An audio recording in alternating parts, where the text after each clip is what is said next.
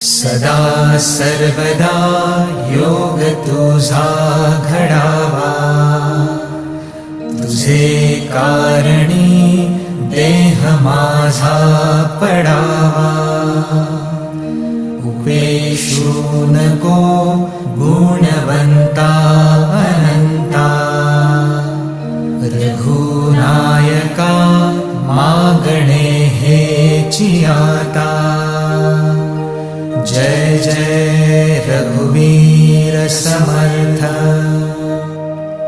मोरया मोरया मी बाळताने, तुझीच सेवा करू काय जाणे.